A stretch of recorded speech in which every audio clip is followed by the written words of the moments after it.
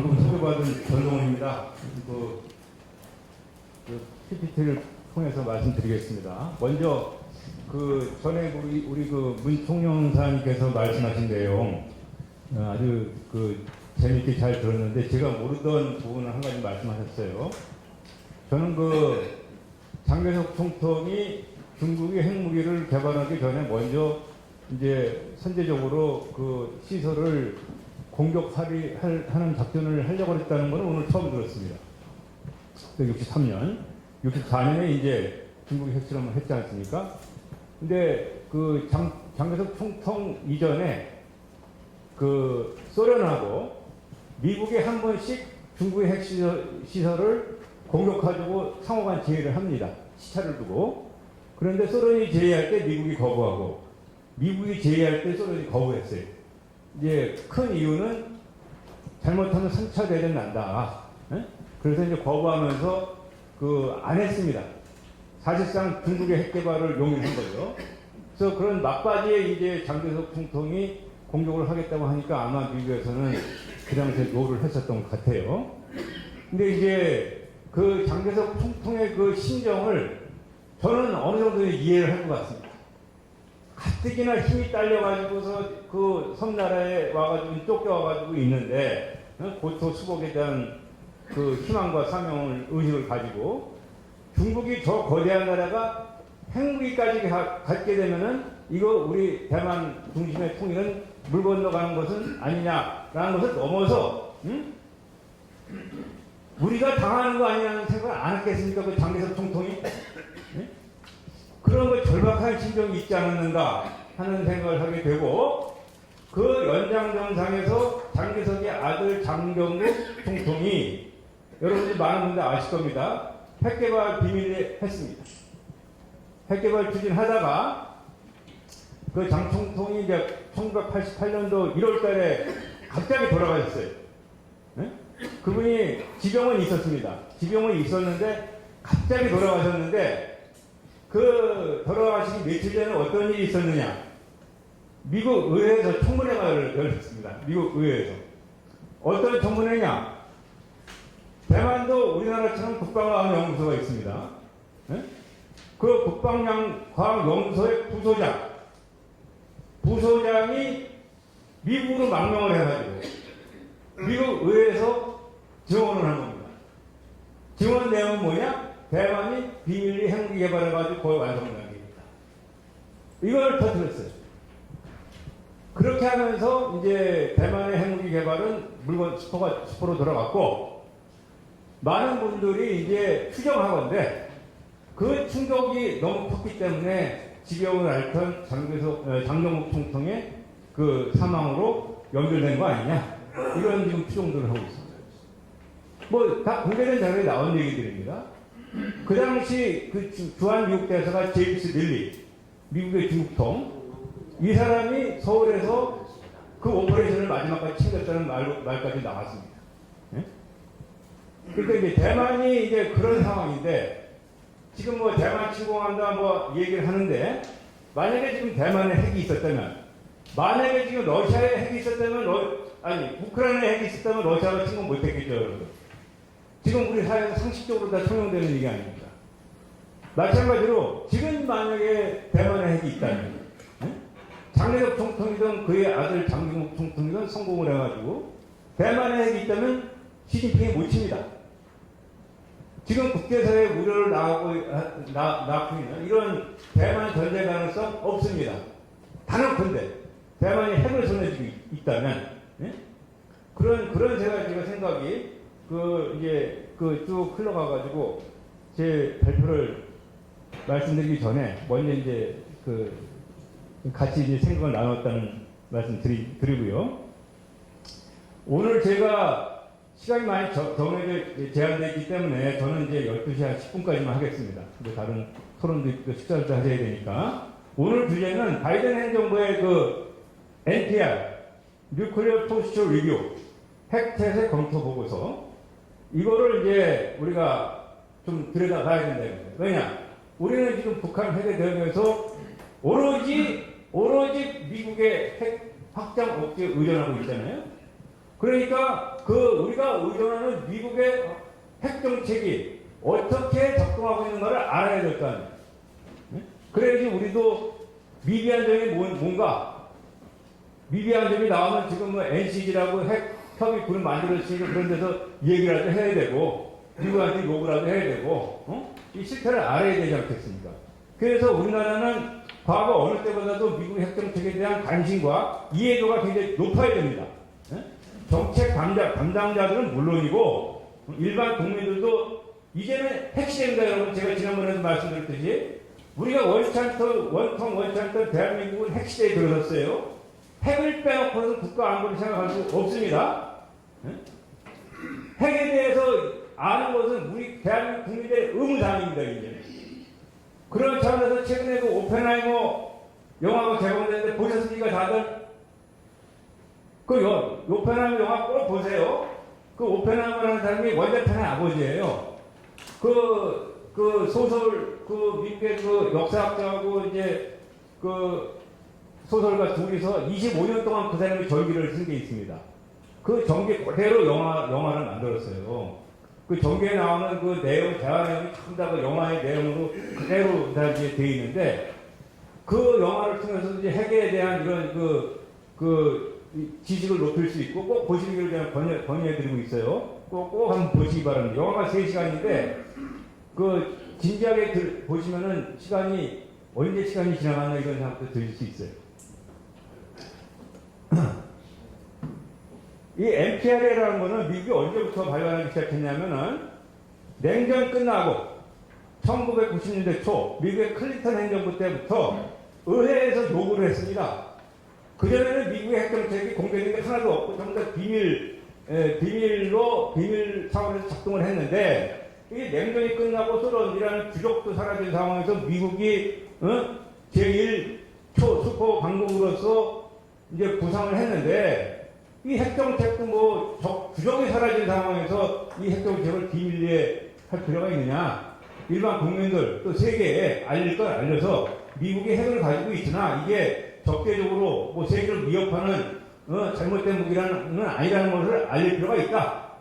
이렇게 해가지고 저 의회 요구사항으로 NPR을 매 시민 행정부가 등장할 때마다 제출하도록 되어 있습니다. 원래는 매년 한 번씩 갱신하도록 되어 있는데 그냥 4년씩이니까 저기는 첫 해에 나오는 게 제일 중요합니다. 그리고 저거는 이제 공개본과 비공개본이 있어요. 일단 의회를 위해서 비공개본을 만들어서 보내고, 거기서 이제 비밀사항 빼고 추려서 그 공개본을 해서 전 세계에 공개를 합니다. 그게 이제 클린턴 때부터 시작됐는데, 보통 새 정부 출범하고 나서 한 1년 말쯤에 나옵니다. 1년 동안 준비를 해가지고서 1년 말에 나오니까, 바이든 같은 경우에는 2021년 말에 나오는 게 정상인데 2021년에 못 나오고 2022년 10월 달에 나왔어요. 왜 그러냐면은 2021년도에는 바이든 행정부가 아프가니스탄에서 그 패전이죠, 사실. 패전해가지고 쫓겨나오지 않았습니까? 예? 그거 수습하느냐고 정신이 없었어요, 이 사람들이. 한숨 돌릴만 하니까 작년 초에 우크라이나의 전쟁이 나가지고 또 정신이 없어가지고 이제 거기에 매달리다가 아마 여름 이후에 급하게 준비한 것 같습니다. 급하게 준비해가지고 저기 나왔는데, 보통 국방 전략서하고 미사일 방어 전략서하고 핵 전략서가 세 개가 별도로 나와야지 맞습니다. 그러니까 순차적으로 나오는데, 이번에는 세 개를 통합해가지고 한꺼번에 그냥 냈어요. 작년 말에. 그래서 그 내용도 굉장히 짧고, 또 곳곳에 이 사람들이 굉장히 서둘러서 이거를 만들었다는 흔적들이 곳곳에 보이는데, 그럼에도 불구하고 어찌됐든 지금 현재 바이든 행정부가 추진하고 있는 대내외 핵정책의 골반을 그대로 닫고 있기 때문에 우리로서는 많은 시작점을 얻을 수 있다 하는 점 먼저 말씀드립니다. 기본적으로 이제 핵에 대해서 여기 파란 것으로 얘기해놨지만, 핵무기는 미국의 재래식 무력이 대체할 수 없는 독특한 억지 효과를 갖는다. 핵만이 할 수 있는 독특한 역할이 있다는 걸 인정합니다. 그렇기 때문에 핵정책을, 핵을 그대로 유지를 해야 되고, 더 나아가서 지금 가지고 있는 핵을 현대화시켜서 더 첨단해, 더 정교한 핵무기를 계속 발전시켜서 나가야 되고, 능력 차원에서 이 핵을 토대로 한 미국의 대외 전략을, 안보 전략, 외교 전략을 같이 투사해 나가야 된다는 게 바이든 NPR에서 얘기하고 있는 미국이 핵에 대해서 가지고 있는 기본 인식과 철학입니다.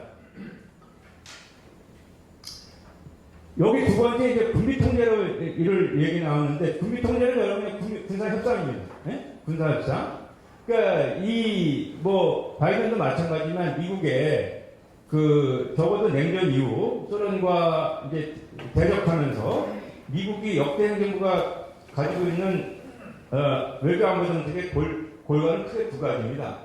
이제 수레 두 바퀴라고 저는 항상 표현을 하는데, 하나는 무력 증강. 재래식이건 핵이건 첨단 무력을 증강해서 적이 넘볼 수 없는 강력한 무력을 갖는 게 미국의 첫 번째 하나의 수레바퀴. 미국이라는 나라를 끌고 나가는. 다른 하나는 군비통제, 군사협상. 이거는 적대 세력과 만나서 대화하는 겁니다. 우리를 치면은 북한과 만나가지고 대화해서 그 대화의 목적은 뭐냐? 북한의 무력의 수준을 낮추는 거. 북한의 힘을 빼놓기 위해서. 미국이 소련의 힘을 빼기 위해서 대화하는 거. 미국의 소련의 힘을 빼려면 나도 좀 빠져줘야죠. 그래서 피차간의 무력의 증강의 수준을 낮추고, 이렇게 해서 무력이 좀 덜 수준이 낮추게 되면 아무래도 긴장이 덜 하게 되고 오해나 오판할 가능성이 낮아지니까 전체적으로 평화에 기여하게 되고, 또 무력 증강에 들어가는 돈도 아낄 수 있고, 이러한 단업적 포석을 가지고 대화를 하는 거예요. 무력 증강과 대화는 군비통제, 암스 컨트롤, 우리나라처럼 대북 군사협상, 이 두 가지를 같이 불려왔어요. 똑같이. 그래서 이 NPR에서도 굉장히 강조를 하고 있습니다. 군비통제의 중요성을. 시간이 없기 때문에 중요한, 제가 이제 꼭 여러분들에게 꼭 말씀드리고 싶은 중요한 사항은 포인트를 말씀드리겠습니다. 미국이 현재 인식하고 있는 도전, 안보 도전의 제1 도전은 중국입니다. 첫 번째가 중국이에요. 중국은 미국을 전반적으로 추격하는 도전입니다. 지금 러시아는 이미 과거 냉전 시대부터 수십 년 동안 미국에 도전할 수 있는 시스템을 갖춰온 나라인데, 그래서 지금 중요한 도전 중에 하나, 중국은 소련보다는, 러시아보다는 못하지만 지금 계속 추격해오는 도전인데, 그 추격해오는 도전이 더 커, 더 무서워. 그래서 일본에 들어가요. 첫 번째가. 그리고 중국이 지금, 보통 중국은 이제 최소 억지력이라고 해가지고 핵을 먼저 쓸 생각은 없었어요, 여태까지는. 그리고 미국이든 소련이든 핵을 공격해 오면은 거기에 대응해서 미국과 소련을 사실상 초토화시킬 수 있는 보복 능력, 최소한의 보복 능력만 가지면은 우리는 외부의 핵으로부터 안전을 지킬 수 있다, 이런 생각이었거든요. 이거를 최소 억지력이라고 합니다. 최소한의 수준만 갖는 거.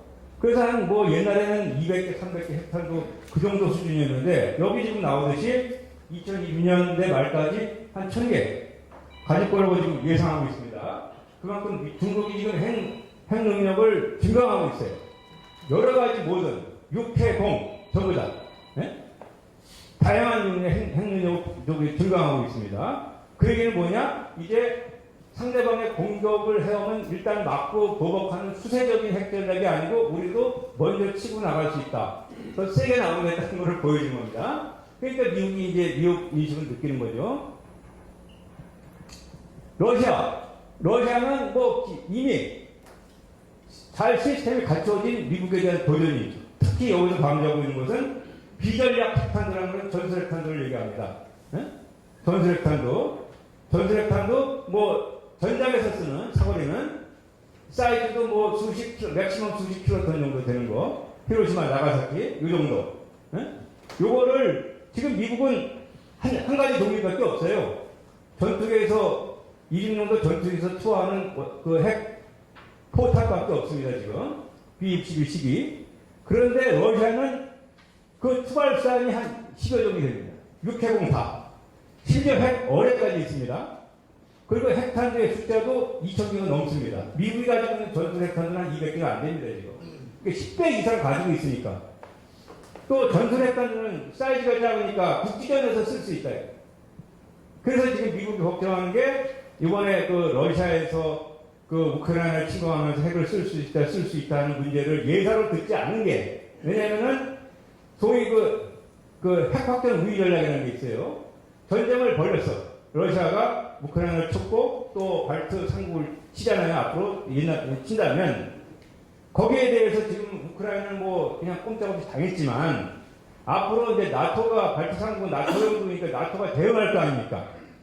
러시아의 재래식 침공에 맞서서. 그러면 그 나토 재래식 전력이 밀고 들어올 때 거기에다가 핵을 먼저 쓰겠다는 거예요.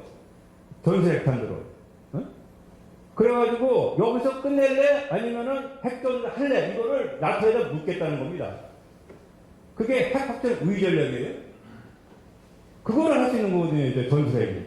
그래서 무서운 겁니다. 그리고 지난번 트럼프 행정부 때도 그 같은 얘기를 했지만, 저 보고서에서 러시아가 그런 핵 확전, 핵을 먼저 써서 확전의 위협을 높여가지고 상대를 굴복시키는 그 전략을 가지고 있고, 북한도 그런 전략을 따를 것을 우려된다. 네? 남침에 들어와요. 우리가 대응하지 합니까? 핵을 전방이든 부산이든 어디다 한번 터뜨려. 전술핵을. 그럼 어떻게 하겠니? 그거는 너무나 복잡한 상황이 많은데 과연 우리가 그런 거에 대한 제대로 준비가 잘 되어 있는지 저는 거기에 대해서 좀 많이 준비를 해야 될 거라고 생각하고요. 그래서 이제 미국이 걱정하는 건 뭐냐? 2030년대가 되면 미국은 역사상 최초로 두 개의 핵 적대국을 상대해야 되는, 러시아뿐만 아니라 중국까지. 여태까지는 그냥 러시아만 상대하면 됐는데, 소련. 이제는 중국까지 핵 보유 강대국으로 부상해서 어떻게 보면 러시아보다 더 센 강대국을 구성해서 미국 혼자 두 개의 그 적대국을 상대해야 되는 위험한 상황을 맞이할 수 있다는 게 지금 현재 그 바이든 행정부가 가지고 있는 인식이고, 그게 그대로 이 핵전략 여기 FTA에 반영되고 있고, 이러한 인식은 차기 미국 대통령 내년에 누가 되든 그대로 유지될 거라고 저는 봅니다. 그 다음에 이게 참 중요한 문제. 오늘 이것만 잘 말씀드려도 저는 여기서 이제 그 소개의 목적을 거둔 겁니다. 어떻게 나오냐, 이거 본래 이제 하면 그 박스로 되어 있는 거 그 본문 내용 번역한 겁니다. 북한 경우 중국이나 러시아 같은 수준의 미국이 경쟁해야 될 상대는 아니다. 물론 국력도 그렇고 수준도 그렇고. 그러나 그 북한은 미국과 동맹 파트너 한국, 일본 등에게 억지의 딜레마를 제기한다. 억지의 딜레마. 이 억지의 딜레마라는 표현은 미국이 여기 억지라는 건 이제 미국이 확장 억지를 제공한다는 거예요. 예? 한국에 대해서 핵이 없는 한국에 대해서 동맹인 핵을 가지고 한국이 요구받을 때 핵을 사용할 수 있다는 공약을 통해서 이제 한국을 구하는데, 그게 이제 확장 핵 억지인데, 핵우산 거기에서 딜레마가 있다는 거예요. 미국이 딜레마가 있다.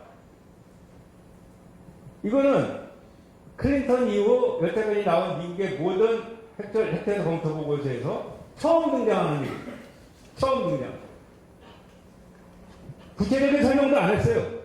그 설명을, 구체적인 설명 대신에 알 수 있는 부분은 여기 딱 하나. 여기.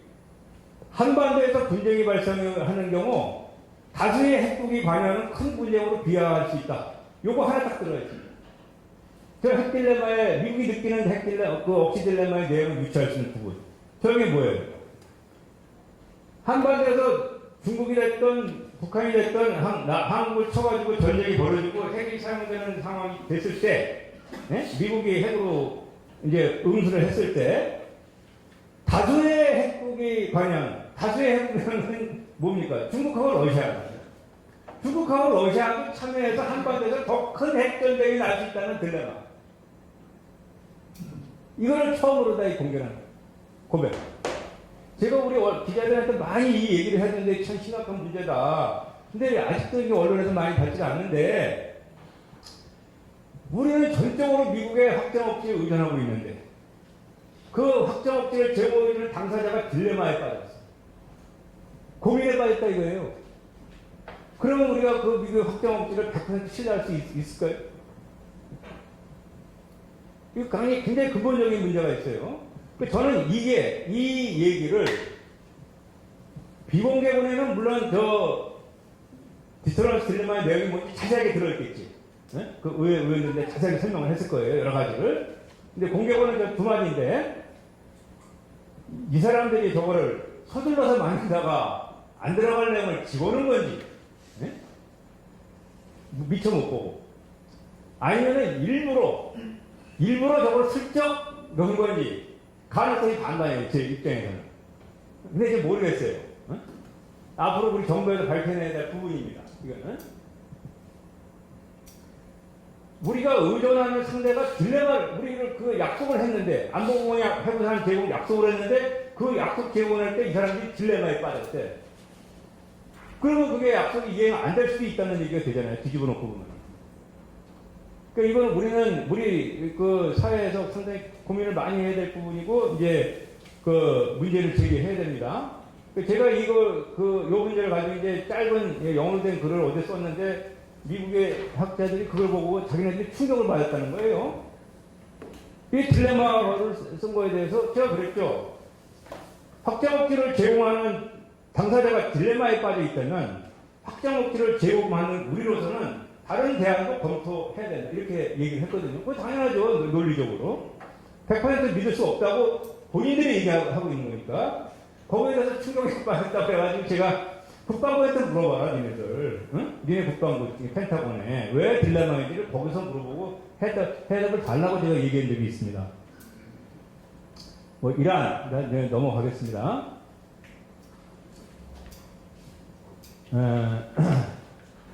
그리고 이제 여기서 중요한 거는,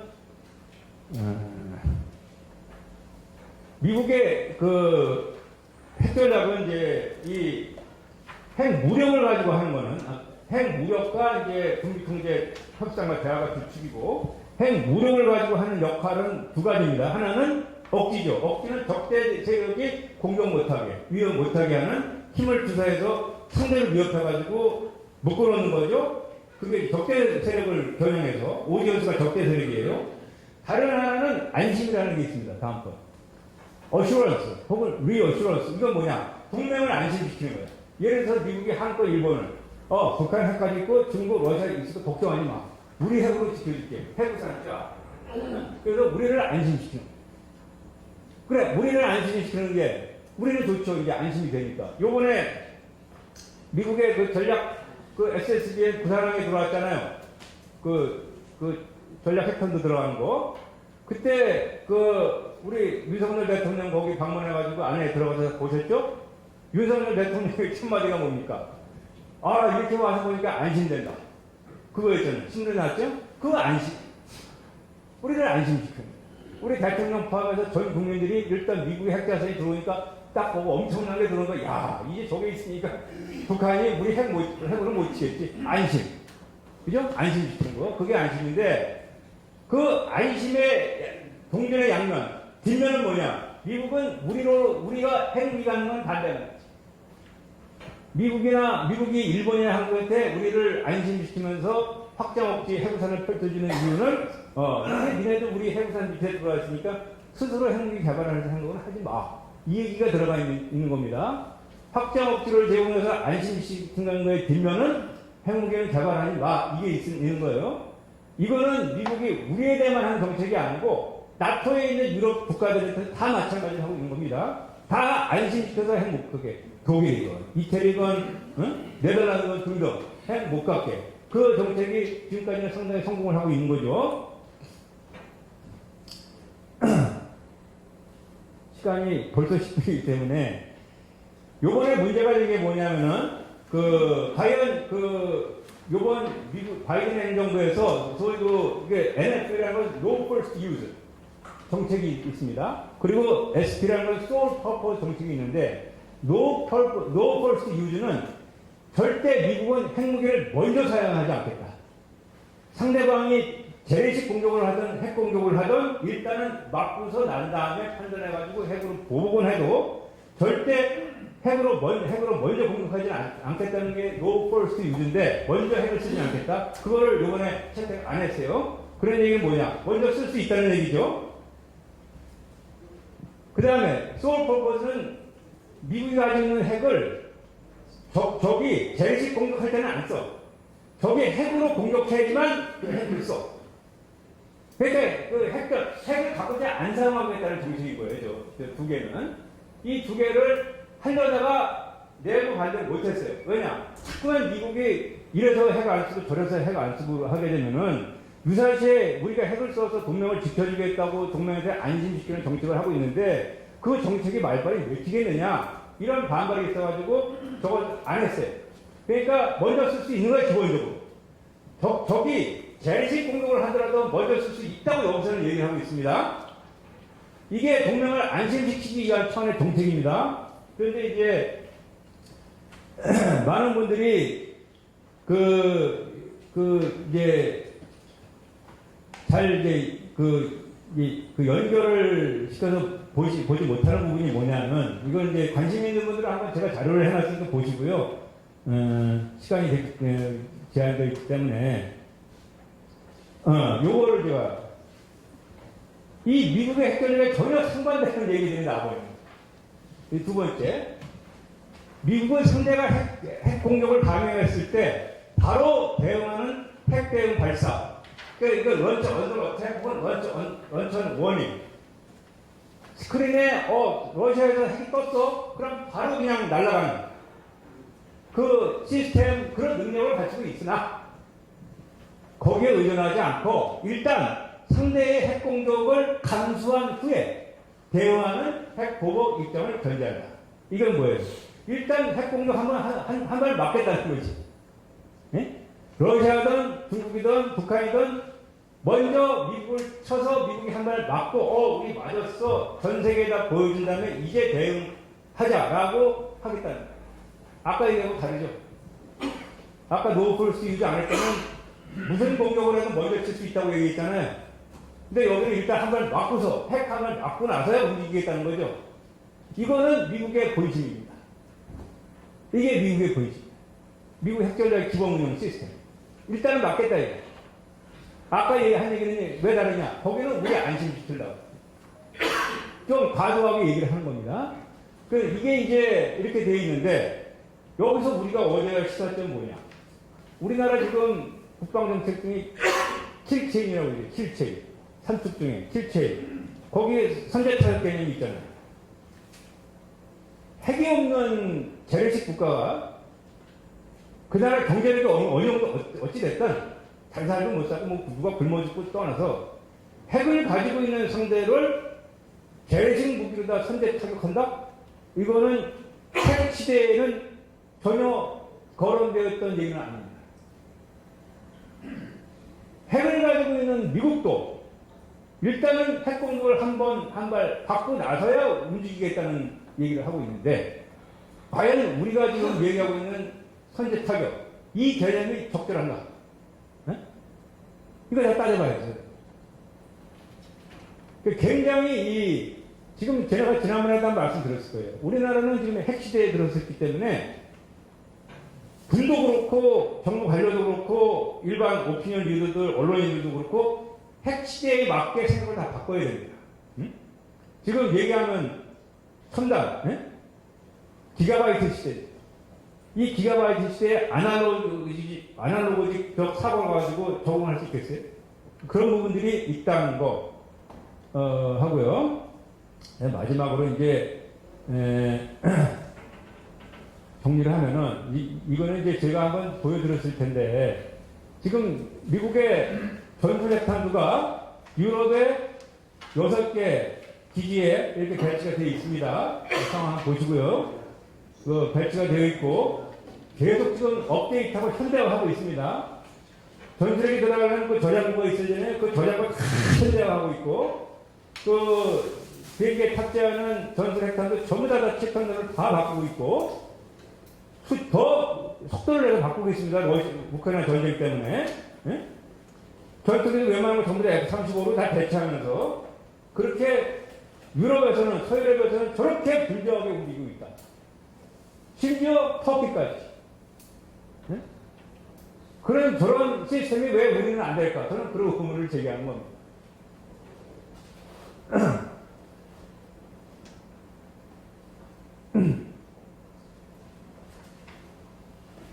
결론적으로 미국은 지금 여기서 이제 군비 통제 얘기하면서 대화의 중요성을 강조합니다. 대화의 중요성을 강조하고, 핵의 역할, 검증 가능한 핵군축, 검증 확인할 수 있는 핵군축만 되면은 그것이 긴장 완화시키고 전쟁 가능성을 줄이고 안보를 달성하는 효과적인 방법입니다. 우리가 일반적으로 동의할 수 있는데, 문제는 뭐냐? 그 논리를 만약에 미국 행정부가 바이든 행정부였든 차기 행정부였든 북한에 적용한다면 어떻게 되겠어요? 북한이 가도 이미 핵을 가지고 있으니까 대화를 해서 일단 북한이 저 위험한 핵을 함부로 쓰지 못하게 관리하고 위험을 낮추고 의사소통해가지고 북한의 생각을 잘 알면서 전문적인 말로 투명성을 증대하고 상호 이해를 높이면서 북한 핵을 관리하는 단계로 미국은 저는 이미 들어섰다고. 여기저기서 그런 얘기들이 나와요. 공개적으로는 비핵화, 완전한 비핵화지만, 완전한 비핵화지만, 저런 기조가 이제 더 강화될 거라 이거예요. 더 강화될 거예요. 그 얘기는 뭐냐? 북한 핵은 기정사실화가 된다. 기정사실화가 된다. 핵을 손에 쥔 상태에서 그 당사국의 핵을 손에서 빼는 거를 외부의 인센티브건 제재를 통해서 한 적이 없어요. 역사적으로. 일단 핵을 갖게 되면 오로지 그 나라 가지고 있는 사람 스스로 변화해가지고 핵을 놓는 수밖에 없는 겁니다. 우크라이나가 됐든 남아공이 됐든. 예? 그런데 저 북한과 같은 저 나라에서 스스로 핵을 놓는다? 안다 이거 이제는 다. 말을 안 할 뿐이지. 이제는 그런 식으로 갈 것이기 때문에 우리는 한편으로는 이제 확장 없지. 지금 뭐 NC를 통해서 하고 있는데 거기서 최대한 얻어내야 되는 겁니다. 이런 여러 가지 문제점을 인식한 다음에 최대한 얻어내면서 이제 동시에 미국이 어느 순간에 미국 간에 핵군축으로 갈 수 있습니다. 그거는 굉장히 놀랄만한 일이 절대 아닙니다.